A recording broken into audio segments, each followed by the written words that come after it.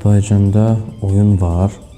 Var və mən düşündüm ki, bu sualın konkret cavabını və düzgün cavabını bu sahənin içində olan insanlardan alaq. Bugünkü videoda Azərbaycanda oyun sahəsinə nəyə görə bu qədər diqqət ayrıldığını öyrənəcəyik. Dövlət və yaxud da ki, beynəlxalq tərəfdaşların nəyə görə bu sahəyə böyük yatırımlar ayırdığını, kimlər bu ekosistemi formalaşdırır, bu sahədə nələr baş verir, bunların hər birini bugün araşdıracağıq. Hal-hazırda mən İnnovasiya və Rəqəmsal İnkişaf Agentliyindəyim. Bu qurum ölkəmizdə innovasiyaları inkişaf elətdirir. Agentliyin oyun ekosistemində gördüyü işlər barəsində bugün biz Yevgeniya Bikmurzina ilə danışacağıq. Yevgeniya xanım, hər vaxtınız xeyirli olsun. İzləyicim məndən soruşur ki, Azərbaycanda ümumiyyətlə oyun varmı və bu sahəyə nəyə görə diqqət ayrılır? Bu sahə ümumiyyətlə Azərbaycandakı innovasiya sisteminə necə təsir göstərir? Əlbəttə ki, oyunlar var. Hətta şəxsən oynadığım oyunlar var. Və bu son dövrün hansısa bir təzə çıxarılan oyunlar deyil. Mən öz karyeramı innovasiya sahəsində başlayanda 2017-2018-ci ildə ölkəmizin ən iri texnoloji tədbirlərdə artıq oyunları təmsil eləmişik. Elə o vaxtından etibarən həmin oyun studiyalar bu ekosistemin driveri olublar. Və vaxt keçdikcə daha çox oyunlar buraxılır, daha çox oyun studiyalar yaradılır və bu dövlətin diqqətindədir. Keçən ildən etibarən yerli oyun studiyaları beynəlxalq tədbirlərdə iştirakını təmin elədi və orada gördük ki, artıq bu studiyaların düşüncə tərzi dəyişir. Onlar öz məhsulu beynəlxalq bazara çıxartmağa hazırdılar. Oyun yaradıcılığına maraq nəinki Bakıda, artıq regionlarda da sürətlə artır. Yerli ekosistem nümayəndələri artıq regionlarda maarifləndirmə işləri, workshopları və təlimləri keçirdirlər. Bunun sayəsində ölkəmizdə güclü oyun icması yaranıb. İnnovasiya və Rəqəmsal İnkişaf Agentliyi yerli oyun ekosistemə qlobal marağı nəzərə alaraq yerli oyun studiyaları üçün yeni fürsətləri yaradır. Bu fürsətlərdən biri beynəlxalq tərəfdaşımız olan Xsola ilə birgə həyata keçirdiyimiz inkubasiya proqramıdır. Həmin inkubasiya proqramına cəmi bir aya 40-dan çox müraciət qəbul olunub. Bu rəqəm onu göstərir ki, bazarda belə proqramlara çox böyük maraq var. Bu proqram çərçivəsində oyun studiyalar nəinki qlobal təcrübəsini, hətta maliyyə resurslarına əlçatanlığı əldə edəcəklər. Hazırda isə biz yaradıcı mərkəzdəyik və burada oyun sənayesinin əsas oyunçularından biri olan Aydan xanım Aliyevəyə sualımızı verəcəyik. Aydan xanım, hər vaxtınız xeyirli olsun. Sualım ondan ibarətdir ki, GamePons və IGZN-in fəaliyyəti bu sahəyə necə təsir göstərir və ümumilikdə gənclərə bu sahədə necə dəstək göstərirsiniz? Öncəliklə özümü təqdim edeyim. Mən Aydan Aliyeva, Unreal Engine-in Azərbaycandakı təmsilçisi, eyni zamanda da İqDA Azərbaycanın board memberi.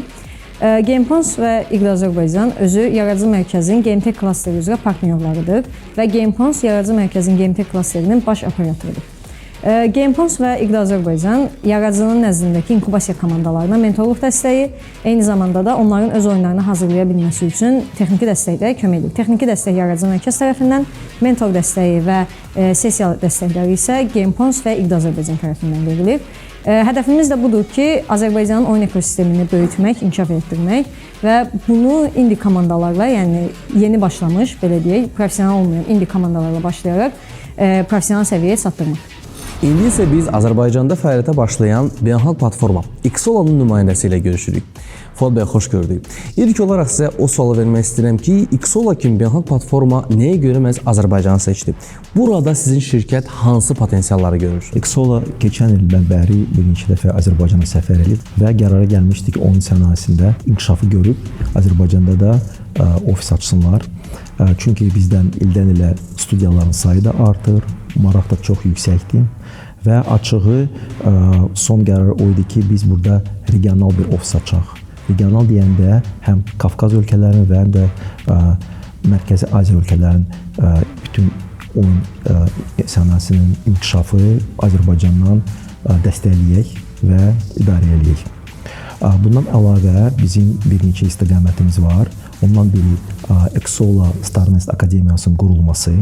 Çünki hər bir inkişaf üçün biz tədris sahəsinə də baxmalıyıq və inkubator proqramı, harda ki artıq oturuşmuş Azərbaycanda yerli studiyalar, hətta ola bilsin Mərkəzi Asiya ölkələrdən də gələcəkdə gəlib Azərbaycanda öz studiyalarını qurub Texnopark layihədə üzvü olaraq və belə bir layihələri, belə bir proyektləri və oyunları daha da inkişaf eləsinlər. Və biz bu marağı oyun studiyanın sahəsində görəndə artıq qərara gəlmişdik ki, İRIA ilə birlikdə inkubasiya proqramını başlayaq və bu proqrama may ayından start veriləcək. 10 studiyalar artıq seçilir və dediyim kimi bu studiyalar üçün çox böyük bir fürsətdir. Çünki qalib gələn studiyalar 3-cü yer 50.000 manat mükafat alacaqlar, 2-ci yer 75.000 və 1-ci yer qalib gələn studiya 100.000 manat mükafat qalacaq. Bu hər bir dünya standartının olaraq böyük bir investisiyadır, hansı ki studiyanın inkişafına çox böyük dəstək olacaq. İndi isə biz regionun ən böyük oyun tədbirini təşkil edən Game Summit-lə görüşürük. Sevinç xanım, xoş gördük. Öncəliklə sual vermək istəyirəm ki, Game Summit təkcə tədbir deyil, ekosistemin bir hissəsidir.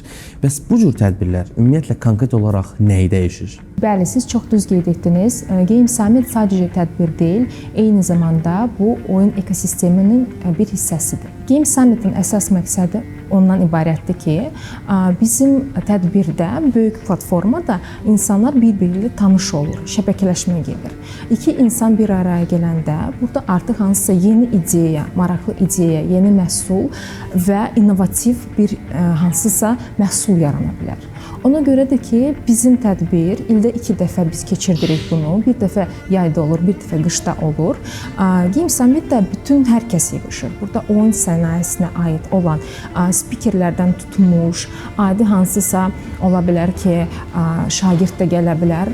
Olub təcrübəmizdə ki, rayonlardan şagirdlər gəlib, tələbələr gəlib ki, bunlar eşidib ki, bu tip tədbir var və bu bizim platformada, bu tədbirdə qeyd etdiyim kimi həm peşəkar insanlar olur, həm təcrübəsiz insanlar, ancaq bunların əsas məqsədi odur ki, oyun yaratmaq ilə bağlı bunların həvəsi var. Və bu məhsulun özəlliyi odur ki, bu sadəcə hansısa maraqlı oyun deyil. Bu ümumiyyətlə Azərbaycanın tanıtımı üçün böyük bir rol oynaya bilər. Bir də ki, Game Summit-in belə bir özəlliyi var ki, burada insanlar, hətta ümumiyyətlə bilgisi olmayan insanlar gəlib görürlər ki, bizdə Azərbaycanda yerli studiyaların sayı o qədər də az deyil və onlar yaratdığı oyunlar çox innovativ və kreativ indie oyunlar olur.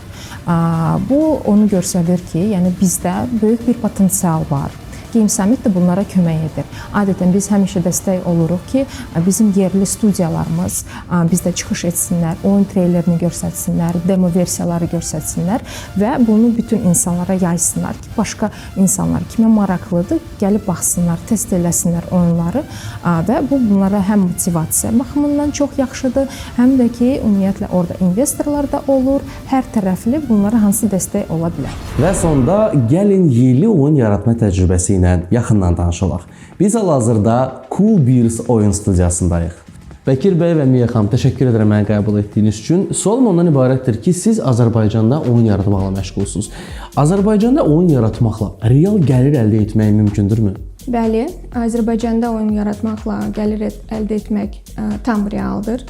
Bunu edən artıq bir neçə yerli oyun studiyası var. Bunlardan da biri bizim studiyamızdır. Oyun tərtibatçılığında əsas gəlir daha çox beynəlxalq bazardan gəlir. Bura aiddir Tier 1 dediyimiz ölkələr, ABŞ, Kanada və Avropa ölkələri. Oyun gəlirləri ümumiyyətlə özləri də segmentlərə bölmək lazımdır. Oyun bazarı bölünür PC və konsollar, mobil bazarı, web və digər oyunlar. Biz burada freemium və pulsuz oyunlar və premium, yəni bir dəfəyə pulunu alınan oyunlar haqqında danışsaq, PC, Steam-də və bu bazarda orta gəlirlər başlayır $5.000 və $1 milyon qədər qalxa bilər. Azərbaycan üçün bizim tərtibatçıların səviyyəsini və nəzərə alsaq, bu təxmini $20.000-dən $300.000 arası bir gəlir əldə etmək olar. Daha çox gəlir təbii ki, mobil bazardadır. Burada aylıq gəlirlər olur. Təxmini Azərbaycan bazarını nəzərə alsaq, bu $20.000-dan $300.000 qədər aylıq və bizim studiya olaraq da bu gəlirlər çərçivəsindəyik hal-hazırda. Bu video boyunca biz gördük ki, Azərbaycanda oyun sənayesi təsadüfi formalaşmır. Gənclərin kreativ ideyaları və fikirləri məqsədyönlü şəkildə dəstəklənir. Və bəli, Azərbaycanda oyun var. Həm də gələcəyi olan qlobal bazara çıxan və beynəlxalq tədbirlərdə təmsil olunan oyunlar var. Gördüyünüz kimi Azərbaycanda yetərli qədər oyunlar var. Yerli studiyalarımızın hansı oyunlarını oynamısınız? Şərhdə bunu mütləq qeyd edin.